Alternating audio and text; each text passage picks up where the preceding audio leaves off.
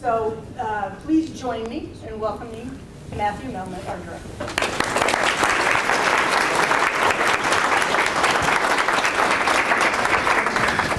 It's no dirty joke. It's embarrassing to hear anyone introduce you because it doesn't sound like anyone you recognize. So thank you, Judy, and thank you for ordering up the warm weather. I do recall the first time I came to Des Moines, and I sat in Judge Cohen's courtroom. And I remember first I was dressed like you dress in Washington, it's a formal suit, and I had a, top coat and the whole thing.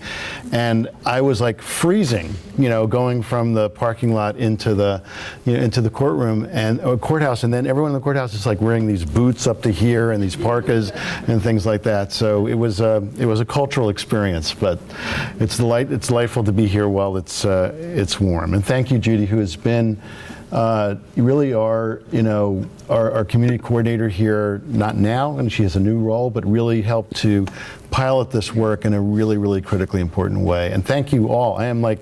This is just to see all of you here is really the sort of fulfillment of a dream, because I'll talk a little bit more about this, but what we had hoped to see in terms of really starting a movement on behalf of babies and toddlers who find themselves in the child welfare system, you are at that cutting edge of making that change. And I am really convinced that we are going to do a real transformation collectively in how the courts and the child welfare system deals with these babies and toddlers because of the work that we do. But first, a little bit about 0 to 3 for those of you that are not familiar with us. Our mission is really simply that we want to ensure that every baby has a strong start in life, and we provide parents and professionals and policymakers with the knowledge, but more importantly, I think the know-how about, in their individual capacities, about what they can do to make that difference. And for 38 years, we have been translating the science into what we help people do in all their individual roles. I won't go into all that we do. We have over 160 staff that are spread throughout mostly the United States, working on a wide range of projects. You can go on the website if you're not familiar with what we do to look for more. But what we're focusing on today is really talking about how do we change the life trajectory at a critical point in time for babies and toddlers who find themselves in the child welfare system. And this is something that I personally feel passionate about, because when you look at the numbers and you look at the science, this is very clear about where we can make a change in terms of our society in a dramatic way. So let's look at the numbers. Babies and toddlers are the largest group of children who are maltreated in the United States. This is data from the U.S. Department of Health and Human Services since 2013. If you look at that, they are the largest group. And when you look across the United States, you see the proportion of children under the age of 3 who are in that group. And you can see we've got a fair number of green states and red states in terms of that. These are babies. These are toddlers. These are young children who are finding themselves maltreated or abused and neglected. They are also the largest group of children who are entering into foster care. They are being taken away from their parents, and they're being put into that care. And why is that a challenge? Simply put, the child welfare system in the United States is designed to do one principal thing: keep kids physically safe. And it doesn't even do a good job with that. But it doesn't deal with the full range of development issues and concerns that we know that babies and toddlers need. The system is a developmental disaster from a scientific perspective. So what is it the science is telling us?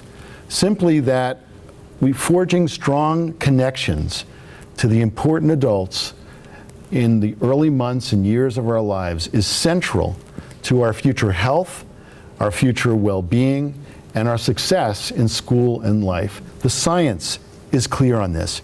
If you could boil the science down into a very, very simple statement, it's simply this: that babies and toddlers and young children who have stable and supportive relationships, They have language-rich environments where parents and others are talking with them and relating to them, where there's a mutual response back and forth, what we call the serve and return, like the tennis game that goes on back and forth. And they have those kinds of interactions with adults. That, in fact, creates a strong foundation from which they can grow, both physically and in terms of their emotional capacities. But when they are exposed to stress in a prolonged or active kind of way, leading to something that we call toxic or chronic stress, that does in fact lead to long-term disruptions in their brain architecture, their immune status, their metabolic systems, their cardiovascular functions, and even their gene expression. And I don't have time this morning to go through the whole scientific analysis, but this is it. This is the bottom line. Those early connections will affect what happens to us for the rest of our lives. And it is being driven because of stress. And abused and neglected babies find themselves at that far end of the stress scale. Stress is not a bad thing. We feel it every day. Stress gets us out of bed. It makes us, perform better at work. But most stress is okay stress. It's important for us to have. Tolerable stress happens when some really unfortunate things may happen in our lives, but we have people who surround us, who can nurture us and support us and be the community that we need to get through it. But these babies and toddlers, they are exposed on a day in, day out basis to stress. Not just because what brought them into the system, but what happens to them when they get into the system. When we change them from home to home to home, when they don't get the services that they need, when we basically warehouse them, which is really what happens in many cases. So well, it's important to understand that what is happening has this big impact on us physically. It also has an impact in terms of our developing brain. And this is something that some of you have probably seen me do before. But I'm doing this because I think that if you had to go talk to somebody about the importance of the kinds of feelings that we have before we even have words, if we are neglected, if people don't care for us, if we are left by ourselves to fend for ourselves, if we don't get our basic needs met, but even our emotional needs met, what does that mean as our brain is developing, when we're having the fastest expansion of brain development that we'll ever have in our lives? Well, it's simply shown by our hands, because if you take your thumb, this represents, well, take your thumb, you go like that, and then you go like this. For those of you who have not seen this before, tell me what this looks like. It's a little teeny weeny brain. I know, some people may have bigger hands or something, but it's a little brain. But what this is showing you is that what this part, the thumb, which is buried deep inside your brain, which is the part that starts to develop first, is your limbic system. This is the part of your body that is tied to your feelings. These are your basic emotions. Fear is a big one here, because part of as we developed as human beings was to learn to be afraid of that saber-toothed tiger that was running, after us, and we have to either fight or we have to run away. And so how we feel about ourselves, how we're treated, really has a big impact on what happens on the rest of our brain, because this is the stuff that goes in how we think, how we relate to others, our cognitive abilities. All of this in our cerebrum happens here. So this is an important point, because people don't, I think, understand or appreciate how powerful those early experiences and early feelings impact who we become as we grow in life.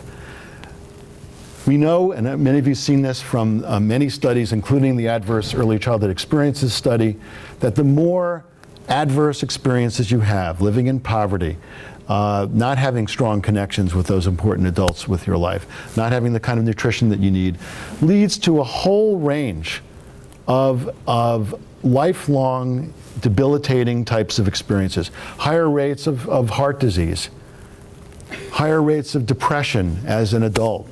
Women become depressed twice as much as men, who have higher rates of ACEs. You can see all these things here. Even poor poor life expectancy.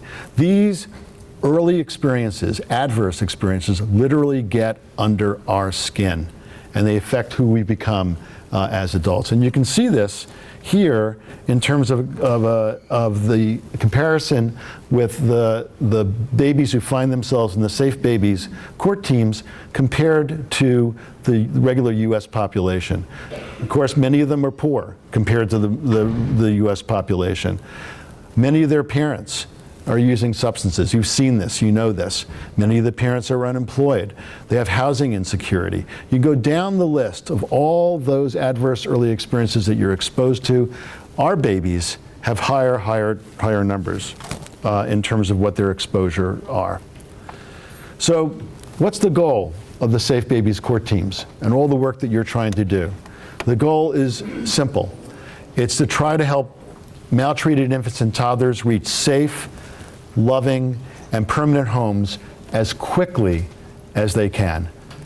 That is a simple goal, but very complex, as you know, as you're working to change and you work within these systems and you see what happens in them.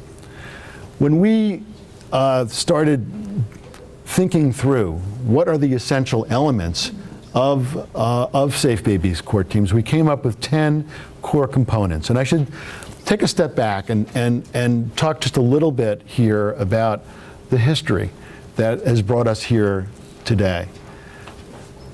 I think it was probably about 13, 14 years ago, 0 to 3 was very concerned, looking at the numbers that I shared with you, looking at the fact that babies and toddlers are that fastest growing system, fastest growing number of babies in the child welfare system, comparing those numbers, what the science was happening.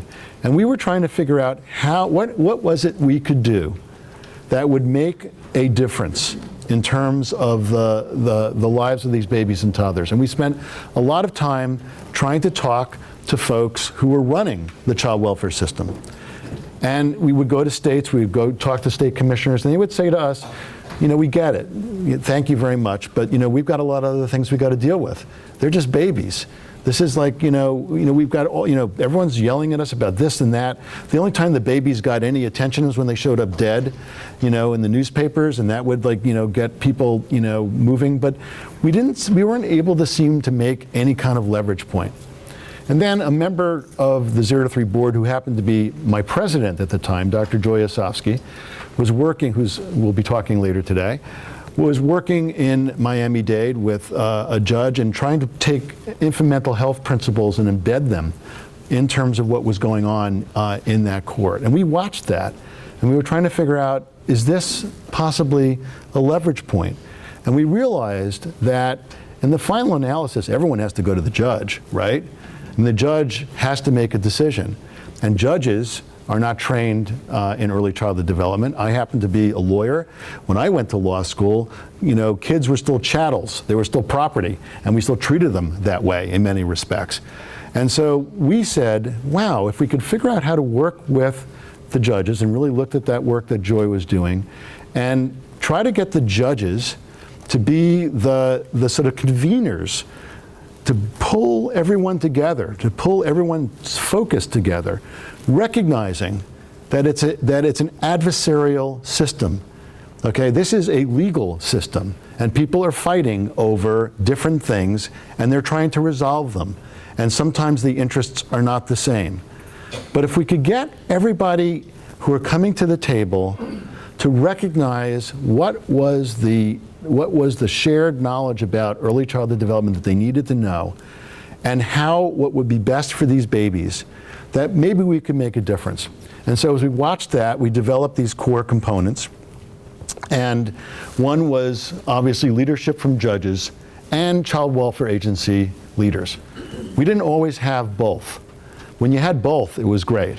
But if you had one, that was enough to at least start the dialogue, to get things moving. We also thought and saw that what was critical was having a community coordinator.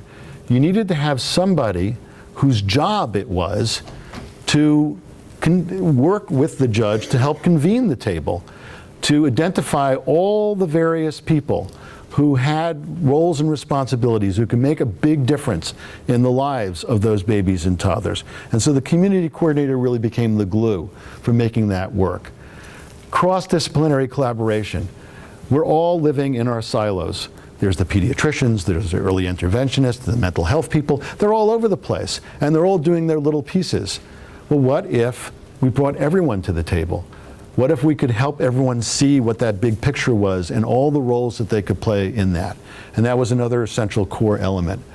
Understanding infant-toddler development. As I mentioned, most people are not trained. You're not baby junkies, okay? You don't really get that stuff. At 0 to 3, as an organization, the people who come to 0 to 3 for our 38 years of existence focus and love babies, and it's cross-disciplinary, but most people, this is a minor thing that maybe you'll have 2 hours worth in your professional training, and you don't really get why these years are important, and more importantly, what you can do to make a difference. Frequent parent-child contact. Building on parental strengths and supporting areas of need. Trying to find that at least one right thing that that parent may be doing and reinforcing that. Because for the parent, to have their child taken away is not only traumatic, it's traumatic for the child, but it's also the big incentive. You want to get your child back? This could be the opportunity to get your act together. So let's use that, and let's show you what you're doing right. Not what you're doing wrong, but what you're doing right, even if it's only 1%, and building on that over time and building it up. Child-focused supports that include a continuum of mental health services. So many babies and toddlers weren't getting developmental screenings. I mean, who should get them the most? And we weren't seeing that happen with babies and toddlers in the child welfare system. There was creating a learning community, and 0 to 3 was doing that. And all of you are part of this learning community and really getting support to learn from each other as we make these changes. Monthly case reviews. This was like, heretical. My God, you're going to bring these cases in front of the court on a monthly basis? We can't do that. That's too much work. Well, it was more work, but like with anything, if you do the work up front, it saves a lot of time and expenses later down the road, and that's in fact what we started to see. And stable caregiving relationships. To me, this is one of the most critical elements of the 10 core components, and let me just focus on that for a moment. So we wanted to make sure, as much as possible, and we know how hard it is to do this, that the first placement was the last placement.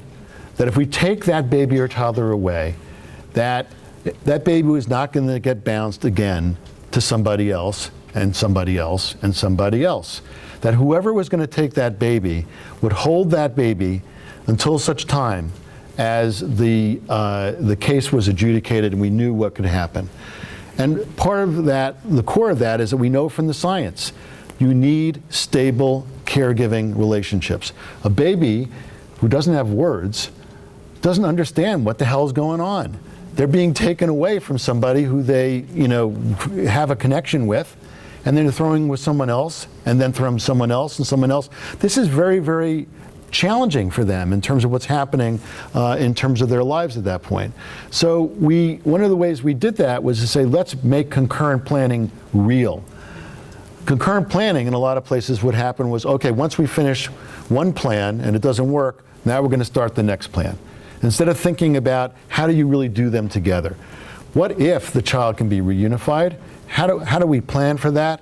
And what if the child cannot? And let's be thinking about that from the very, very start. And then looking at pre-removal conferences, something that was really piloted here in Des Moines, which for many people was like, what? You're actually going to tell the parent that we're going to take your child away? You can't do that. They're going to run away. Never happens. Because what you're doing is you're going in at the beginning and you're saying to the parent, you know what? This is not working. Your child is being damaged, and we're going to have to take your child away. Let's talk together about what that means. How can we identify who may be the right person for that child to be so we can investigate that? Let's try from the start. Not having the police barge in and take your child, but let's start from the start. that this is about us working to support you. And we're going to do everything we can to support you to get your child back, if that's possible. So, does it work?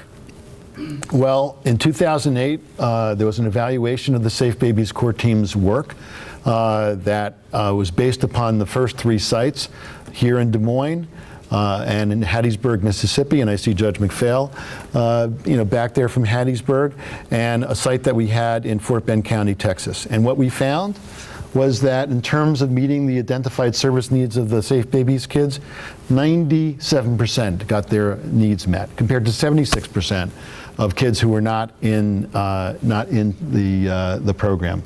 95% achieved timely permanence. Daily parent-child contact was not what we wanted to see, but it was a lot higher than we were seeing anywhere else in terms of 32%. Placement stability, 73%. They were not being bounced from home to home to home. And they were being placed more with relatives than we had seen previously. And I think most importantly, no recidivism. Virtually none of the babies who went through the Safe Babies Core Team ever showed up again in the child welfare system. We saw that babies were getting out of the system 3 times faster than the comparison group. That is like amazing. And there are a host of reasons why.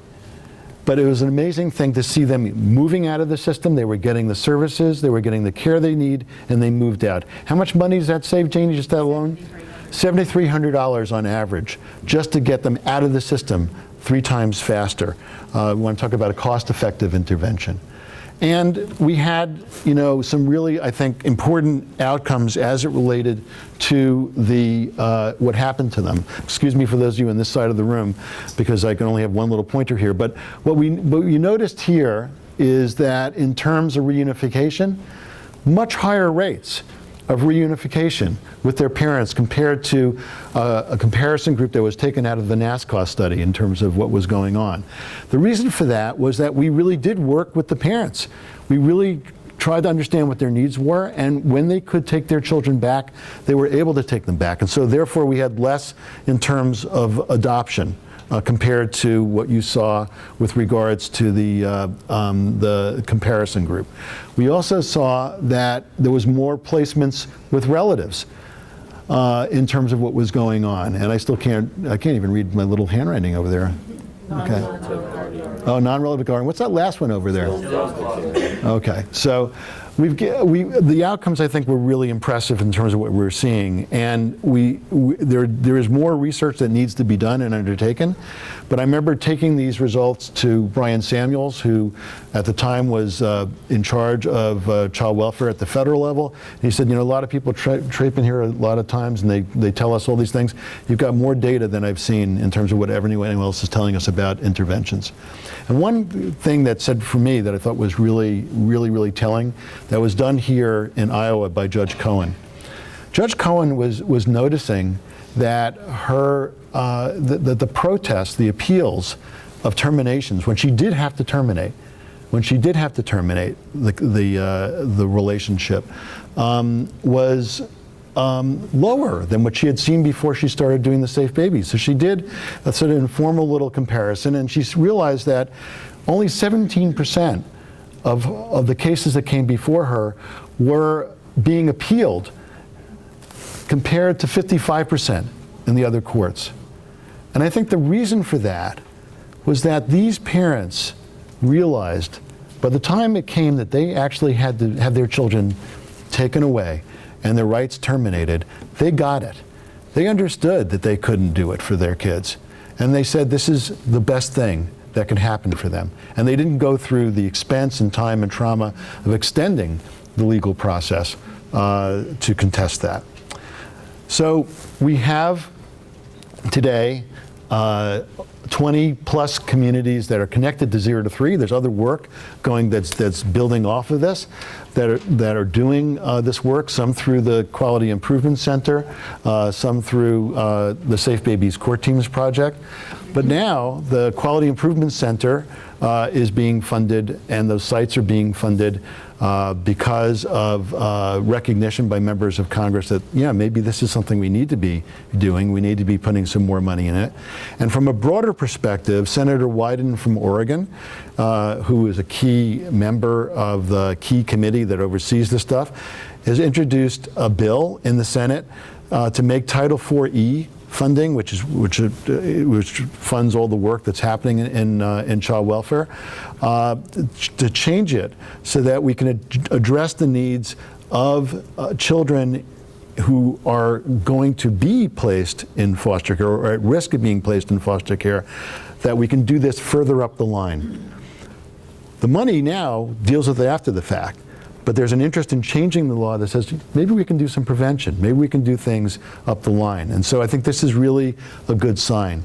So I want to close by saying you are doing God's work. This is really, really critical and hard stuff.